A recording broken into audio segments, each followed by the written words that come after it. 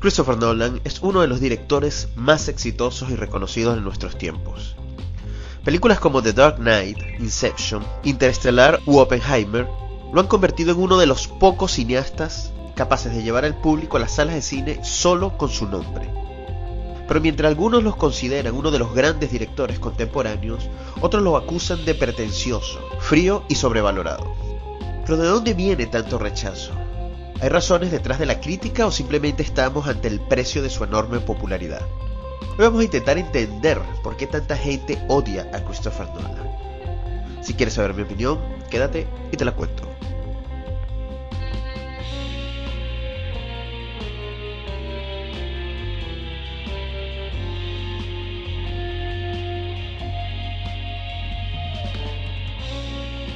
Bienvenido una vez más a mi canal, mi nombre es Mr. Dom y hoy vamos a hablar sobre Christopher Nolan. Hoy vamos a hablar un poquito sobre este hate que tiene Nolan. Esto no es nuevo, esto ya tiene varios años y que creo que cada vez está subiendo más.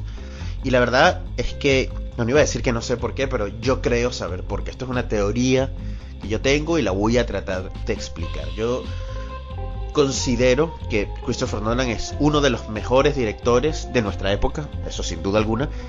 Y ya puede empezar a considerarse uno de los grandes directores de todos los tiempos de Hollywood. Con esto no quiero decir que sea mejor que Kubrick, que sea... No. Pero ya pueden empezar a entrar en la conversación de grandes directores en la historia, ¿ok? Esta es mi opinión. Y también voy a tratar de defenderla, ¿no? Pero el tema aquí, el hate. Yo pienso que para muchos entendidos de cine, para los que ven muchas películas, para los que saben mucho de cine, para los que han estudiado cine y han visto cine desde principios del siglo XX, es decir, XIX, principios del siglo XX hasta ahora,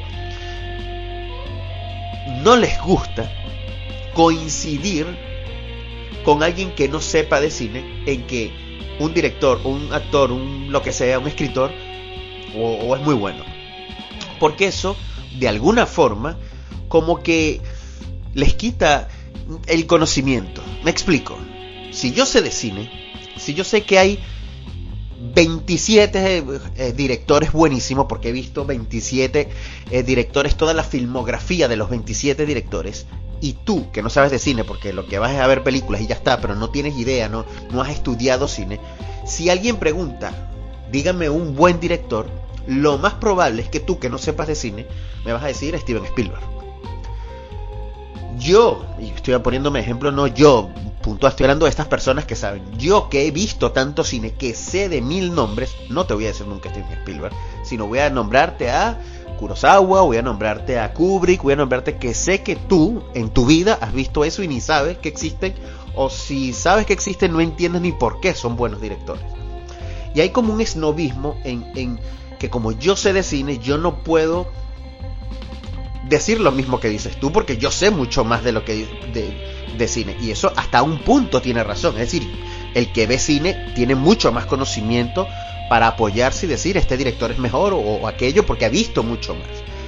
Eso por una parte tiene razón, pero lleva a un punto donde si alguien se vuelve demasiado comercial, entra en el mainstream, entra en el conocimiento de esa persona que no sabe de cine, y automáticamente ya yo que sé de cine la descarto, porque no quiero ponerme no quiero estar igual que tú en conocimientos. Y eso a mí me parece una estupidez, de verdad que me parece una estupidez, porque a mí me gustaría que muchos de los que hay ahorita con el hate de Christopher Nolan hicieran un viajecito al pasado y nos volviésemos a 2008, cuando se estaba estrenando The Dark Knight, o cuando se estrenó The Dark Knight, y cómo se hablaba de Christopher Nolan en ese momento. Porque en ese momento que Christopher Nolan todavía no era mainstream, que la película había sido un éxito, pero todavía la gente que no seguía cine o que no está pendiente del cine no podía reconocer que Christopher Nolan era el director de la película, no, simplemente la película es buena y punto, y Heath Ledger y todo esto, pero no era Nolan, el foco no estaba en Nolan. Ahí la mayoría de personas entendidas del cine estaban de acuerdo en que Nolan era una máquina. Y era una máquina porque había estrenado una película que se llamaba Memento, que era buenísima, que te rompía la cabeza, y había estrenado otra película que se llamaba Insomnia, que también era muy buena, y había estrenado Batman Begins, que también era muy buena, y había estrenado una película que se llamaba The Prestige, que también era buenísima.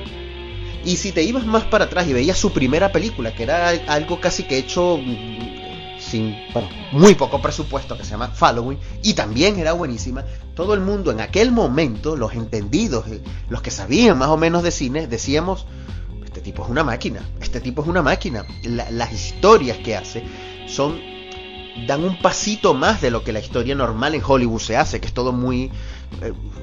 no hay que pensar nada, ¿no? Y te hacía pensar un poquito más. No digo que sus películas eran David Lynch, no llego a ese extremo, pero eran unas películas que te hacían pensar. Inception es una película que te hace pensar. Memento es una película que te hace pensar. Déjame ver qué es esto, déjame entender lo que me está diciendo. Son personajes que no son planos.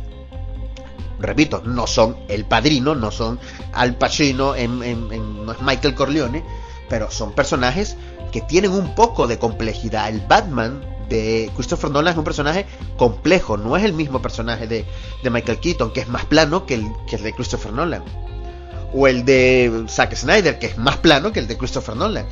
Entonces era un director, escritor también, porque él es escritor, que le daba una vueltita más a sus historias y a sus películas, y todo el mundo estaba fascinado con Christopher Nolan. Y viene Interestelar y todo el mundo estaba fascinado con Christopher Nolan. Pero ¿qué pasa? Cuando empieza su nombre a sonar, cuando la gente que no sabe de cine empieza a saber quién es Christopher Nolan, ahí de repente todos aquellos que alababan a Nolan, de repente ya no me gusta. Ya de repente es que es demasiado... se las da demasiado inteligente sus películas. Pero ¿cómo es eso de malo? ¿Cuál es el problema de que sus películas sean un poco inteligentes? No, pero es que no son tan inteligentes como él cree. Pero ¿cómo que él cree de qué? Él quiere hacer una película que tú pienses un poco. Punto. ¿Por qué se critica eso? No, es que sus personajes son muy planos. Pero ¿cuántas veces se ha dicho de Kubrick de que sus personajes, de que él ponía por encima la historia sobre sus personajes? Hay un ejemplo muy claro de Barry Lyndon, como casi era un maniquí. O'Neill, porque Stanley Kubrick casi que lo tenía ahí puesto, ponte aquí, mueve la mano así, sube aquí, habla. Porque Kubrick le daba importancia a la historia, le daba la importancia a la fotografía, le daba la importancia a todo lo demás, y el actor era un agregado dentro de la historia, un prop. Ajá, pero yo no oigo a nadie criticando a Kubrick por eso. Yo no oigo a nadie bajándolo de nivel a Kubrick por eso. Un gran director que hacía ese tipo de cosas. Pero entonces a Nolan ¿qué se le exige a Nolan? Que sus personajes sean profundos, que sus películas sean inteligentes, que sus películas sean comerciales, que sus películas sean... ¿Pero qué más quiere? Hace todo menos que sus personajes no sean tan profundos. Bueno, pues es más de lo que la media hace de cualquier director. Es mucho más de lo que hace cualquier director. A nivel fotográfico son películas muy buenas, a nivel musical son muy buenas, a nivel de trama son buenas porque son complejas, no te esperas nunca. Una película de Nolan, tú no te esperas que va a pasar, inclusive cuando te está contando historias que ya tú sabes para dónde va. O sea, Oppenheimer, tú sabes para dónde va a ir la historia. O sea, no hay que ser un genio para saber dónde va a terminar esto. Y todavía te sorprende, todavía hay plot twist. Te pone La Odisea, una película que ya tú sabes, se ha contado 1000 veces esa historia, y todavía te pone plot twist en las películas. Aquí estoy viendo un poco de videos hablando de la Odisea, hablando que si la Odisea del 97 es mejor que que la Odisea del 80 y pico es mejor que esta, que la Odisea de Kirk Douglas es mejor. O sea, todas las Odiseas son mejor que esta. O sea, no, por favor, no le quiero quitar mérito a las demás, pero no me puedes comparar la Odisea, la miniserie del 97 de Arman Hassan con esta, que no tiene ningún sentido, ni en historia, ni en guión, ni en actuación, ni en nada, o sea, en nada. Pero el hate está a un nivel de ya volver, de ponernos ridículos. Entonces yo creo que esta tontería que hay con Christopher Nolan, yo creo que hay que acabarla ya. O sea, hay que reconocer que el tipo intenta, no siempre lo logrará, porque está Tenet que no lo logró, pero intenta darnos algo que no hayamos visto antes. Y eso hay que agradecerlo, porque no cualquier director hace eso, no cualquier director te puede hacer eso. Pero esta historia no es nueva, porque esto ya lo he visto antes. Yo creo que Christopher Nolan es el Steven Spielberg de los 90. Steven Spielberg pasaba exactamente lo mismo. Es un tipo que, como es comercial, entonces la gente no lo reconoce como no lo reconoce como director. Yo quiero saber, personas que saben de cine, que hagan un top 10 de directores. ¿Quién mete a Steven Spielberg en un top 10 de directores? Con todo lo que ha hecho Spielberg, con todo lo que ha traído a la industria, nadie mete a Steven Spielberg. Sí, es muy bueno, sus películas son muy buenas, pero nadie lo mete. Es comercial.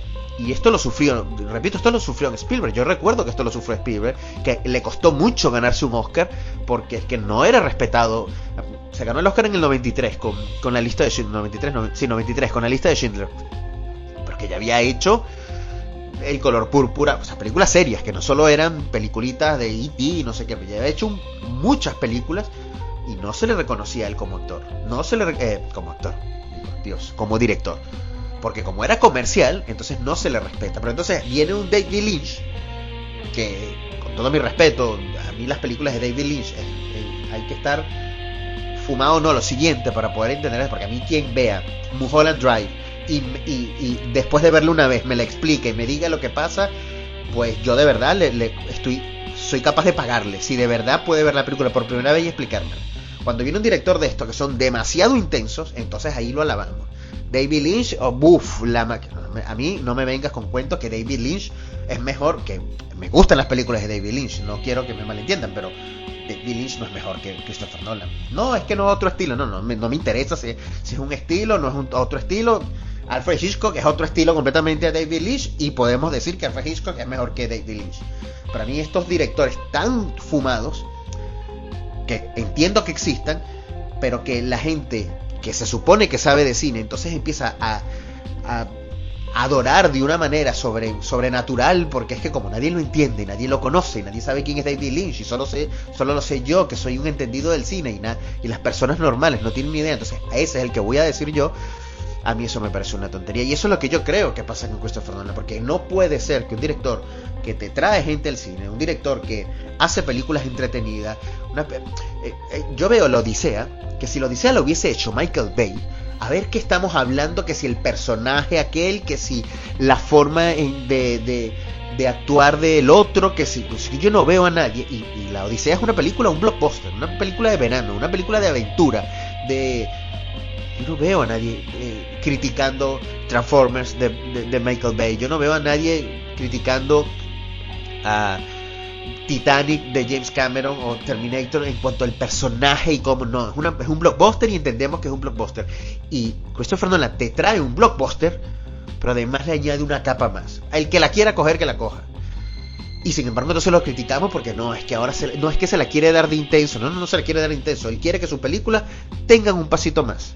¿Y por qué no podemos apreciar que un blockbuster como nos trae una película tan grande, tan de verano de Hollywood, nos quiera traer una capita más en cuanto al personaje, que a mí me parece que es genial, porque es que lo dije en mi review anterior de la Odisea. La Odisea tiene algo que no tiene ninguna otras Odiseas que he visto, y mira que las he visto todas porque me puse, antes de ir a ver la película de Nolan, me puse a ver las anteriores, que es un plot twist. Es tan difícil hacer un plot twist en una película que ya tú sabes de qué se trata, es muy difícil hacer eso, y esta película lo logra, con el hecho de el propio Odiseo no querer regresar, porque es algo contradictorio dentro de lo que es la trama. La trama es él regresar, así es que te plantea la novela Homero. Él quiere volver a ver a su familia, y Nolan te plantea, él quiere volver, pero inconscientemente no quiere volver, y eso es muy poderoso. Y el plot twist, cuando te das cuenta de cómo que no quiere volver, y te explica el por qué no quiere volver, brutal, porque incorpora un elemento real, un elemento que sucede actualmente, que es cuando una persona está en guerras o va a la guerra, queda un poco tocado con el hecho de seguir en la guerra. Y eso se vio bastante en Afganistán, con personas que una vez que cumplían el tour, porque en Estados Unidos con las guerras de Afganistán, de Irak y todo eso, tenían que estar un año y tenían que regresar a los Estados Unidos, y había gente que pedía volver porque no podía adaptarse de nuevo a su vida normal, y quería regresar, y sabían que regresando era un caos, eran muertos, eran todos, pero había algo ahí que no sé psicológicamente cómo funciona eso, pero está, y él lo incorpora dentro de una película o dentro de una historia de mitología griega. Es brutal lo que hace Christopher Nolan, y eso no es ser intenso en lo absoluto. Pero repito, así quisiese ser intenso, ¿por qué entonces no se critica a los directores y escritores que son muy intensos como David Lynch? Y perdón porque parece que la tengo agarrada con David Lynch, pero es el ejemplo que tengo ahorita a mano. Entonces yo creo que odiar a Nolan o estar con ese hate a Nolan me parece una estupidez. Y me parece que el tiempo no les va a dar la razón, porque el tiempo va a dar la razón de que Christopher Nolan, va a terminar siendo uno de los grandes directores del mundo, de la historia de Hollywood. No estoy diciendo que será mejor, repito, no quiero decir que será el mejor, ni el segundo, ni el tercero, ni el cuarto, ni el quinto, no, habrán todavía muchos por encima de él, pero es un director muy bueno, un director que ha logrado conjugar el éxito, el ser comercial, con hacer películas que parecen no comercial, que parecen películas no hechas por un director o por un estudio que está poniendo tanto dinero, porque las cosas que él hace, muchas de sus películas, Interestelar, La Odisea, es que inclusive Oppenheimer, por favor, Oppenheimer, una película de puro hablar durante 3 horas y media, son películas que normalmente no funcionan como blockbuster. Y entonces empezamos a criticar y a que es muy intenso, que no es muy intenso, que es más inteligente de lo que él cree que es, que si el formato, pero ¿qué me importa el formato? Que si es IMAX de 70 milímetros, que solo hay 40. Bueno, pero si él quiere hacer su película, si tiene la capacidad de hacer su película de 70 milímetros y quiere hacerla que se vea nada más en 2 cines en el mundo, pues que la haga, pero que igual se pueden ver en todos los demás cines y no pasa nada. Que nadie está pendiente de que me faltan 3 centímetros del casco de Matt Damon para poder ver el encuadre perfecto. Por favor, o sea, es que es una tontería también. Porque si hubiese enterado de que la había hecho en 70 milímetros, nadie hubiese dicho nada. Es que lo mismo pasó con Snyder también, cuando hizo su película en IMAX, la Liga de la Justicia, que también criticaron por qué las hace así, porque le da la gana de hacerla así. Igual funciona, igual se puede ver. Pero ahora, bueno, no sé, es que ahora lo hacen. Por eso digo que ahora Nolan todo lo que hace es criticado y es visto con lupa, y me parece una tontería de verdad, porque ojalá que todo lo que las pegas que le ponen a Nolan las pusieran con las películas que hace Marvel, por ejemplo, por poner un ejemplo, a ver cómo funciona Marvel, o el otro James Gunn y todas sus películas, que te saca cualquier cosa y está todo el mundo llorando de la alegría y qué genio es, tanto James Gunn o Marvel, no quiero ni aquí DC o Marvel, cualquiera de las dos. Entonces no, de verdad que a mí me parece infundada este hate. Esto no significa que te tiene que gustar todas las películas de Nolan, esto no significa que es perfecto, esto no significa que es el mejor del mundo. Creo que La Odisea es una muy buena película, sin ser la mejor, sin ser la mejor película del mundo griego, no, para nada, pero es una muy buena película. Pero creo que Nolan nos trae algo que ningún otro director nos trae, que ningún otro director, ni de cerca, en los últimos 15 años nos trae, o sea, nadie. Así que bueno, no sé, esta es mi humilde opinión, mi teoría de la conspiración sobre por qué se odia tanto a Nolan. Díganme en los comentarios si ustedes están de acuerdo, si no están de acuerdo, si creen que estoy equivocado, si hay que odiarlo o no odiarlo. Yo creo que un director como Nolan, para nada hay que odiarlo, hay que apoyarlo, criticarlo cuando se tenga que criticarse. Si su película no es buena, creo que Tenet es una película que a nadie le gustó y me parece que está bien, a mí me encantó, pero ok, pues está bien. Así que denle likes, suscríbanse, dejen su comentario y nos vemos en el próximo video. Chau, chau.